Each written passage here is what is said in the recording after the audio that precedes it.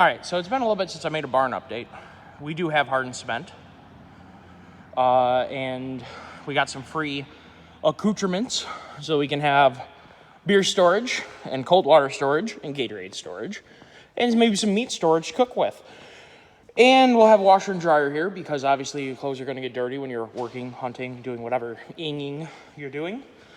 Today we're getting a delivery of wood for our bathroom and utility room. So that's pretty cool. We'll have the big beams on top, and this is going to be built to be able to hold a bunch of weight on top of it. My intention would be to be able to store out-of-season power sports equipment up there. So, you know, dirt bike, snowmobile in opposite seasons, that kind of thing. So it's being built for potentially thousands of pounds up top. We'll have, see those big old, I think they're 2x12s. That's basically what the main structure is going to be, and we're going to have 2x4s on whatever the standard, maybe it's on 16, I think it is, but we'll have a good bit of structure here. We'll have no problem holding things up. Yeah, so we started bringing some things in here and started doing some getting ready for deer season work. We have turkey season coming up here real quick. My biodiesel quad is now here, which means I don't run it on biodiesel anymore, but it was built. I went to this really awesome organization when I was in high school called Engineering and Design.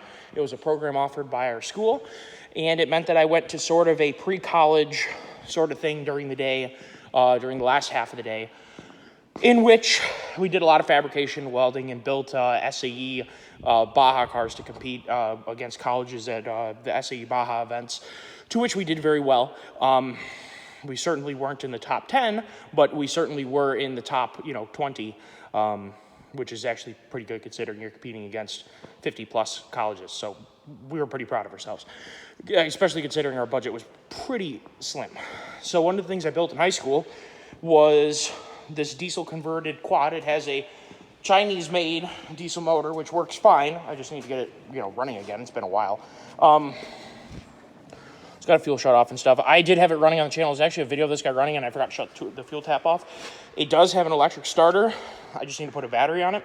But one of the things we're going to try and do is get the winch that I set up a bracket for, final installed, using a front rack that I had left over from back in the day for, quads. It was off of an 88 Honda 4-Trax or something. I'm going to try and adapt that to work on this and make these mounts that come up through here adapt into that. So we got some work to do. I also built, and this was long before this was a norm, a 2-point plow. The plow force goes directly into the frame up here, and the angles of the mounts keep the blade onto the ground with gravity and, the force of the snow. This plow system works unbelievably well. I actually stole the blade from a wheel horse mower that we since scrapped because it was a piece of junk.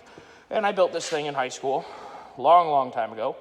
So that guy has 2 pins, and it goes on to here, and this thing is a towing monster. And the really cool thing about it, the reason why I designed it the way I did, is number 1, it's easy to take on and off. And number 2, look at the ground clearance that isn't compromised. So most plow mounts, they have arms that go underneath the four-wheeler. Nowadays, some companies are coming out with, two front-mounted, 2-point mounted plow mounts, and that's great. I think it's the way to go. I built this in circa 2012, 2011. So this is a pretty good idea I had. And I know Polaris is doing on their Rangers, like my Polaris comes with a pre-installed front bumper that also has little latches to put a plow on. So I'm pretty proud of myself for coming up with that, and this works really, really well. And by adding the winch to it, I was always using like a piece of rope to adjust, to lift and lower the blade. Well, we're going to have a little bit of a winch on here. It's just like if I remember correctly, it's just a Harbor Freight little bitty four-wheeler winch. But should work fine. We'll have that all wired in. This thing will be electric start on the battery. It does have snowmobile clutches, and this was 2012, so I'm trying to remember. Actually, this would be 2011.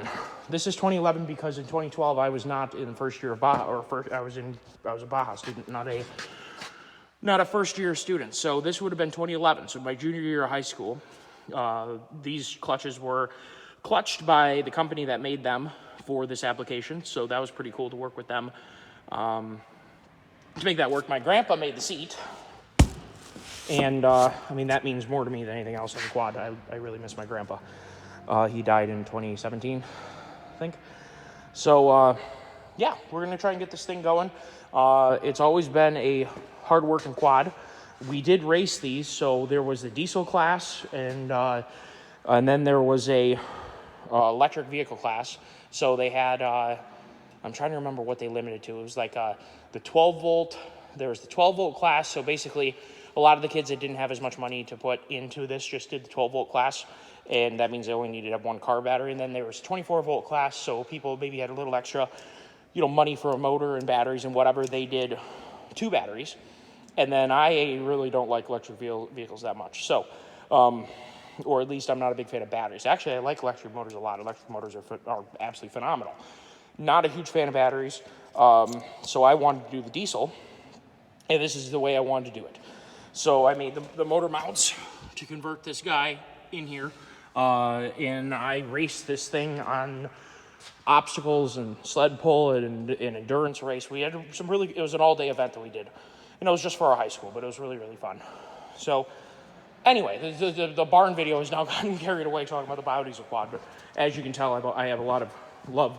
This used to be a 500 players Magnum is what the chassis is. And I made the chassis reinforcements. To conform to the rules, it had a roll cage on it. So that welded in, I think I had it mount where the rear bumper used to be off of the back of this. Then they also tied in somewhere down here, I don't remember. But it had a roll cage, or a roll bar, and then those 2 side things I obviously put in there to make up for how wide this is. And this had a guard for the clutches.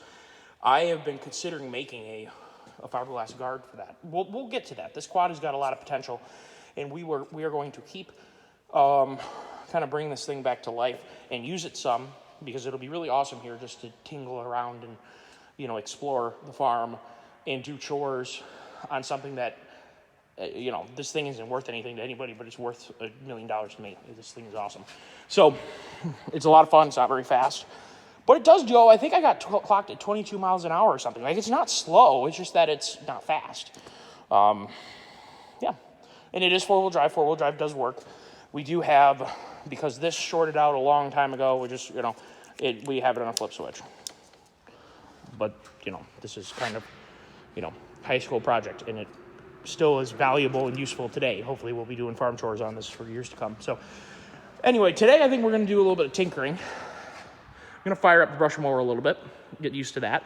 I got some wood I got to move from a tree that I cut down over the wintertime. So I think we're going to do some of that. We're going to kind of see how that works out today. I'm going to make a video as it makes sense to make. But yeah, so the barn is coming along. We will have, like I said, that thing's getting built, and our cement turned out really well. It's just dusty and dirty in here. We had some crazy storms, and right now the wind is really easy to blow underneath these doors because the doors aren't hooked up, so we don't have anything forcing them down. So it's not that they blow up, it's just that there ends up being a little bit of a gap in the bottom that the sand blows through. It's not a big deal. We'll get that cleaned up. But so yeah, kind of where we stand, and good things are happening. We'll get this kind of ironed out. Hopefully the electrician will be here soon. We got our marks on the wall for where we're putting things, and we're getting there. So yeah, we're gonna do some fun chores with this, and kind of play with it a little bit. My L3902 video was very popular, and I'm glad, because I'm happy to have made it. And we're gonna see if we can make some more content with it, throw the chainsaw up in the scabbard, and go see what kind of trouble we can get in. So thank you all for tuning in. Follow, I'm going to post this video separately, so you'll see, I guess, the follow-up video to this. We'll be working with this guy. So you guys have a great day. If you would, remember to like and subscribe as we keep transforming this operation into something that makes sense. You guys will be along for the ride, so thank you. Have a great day.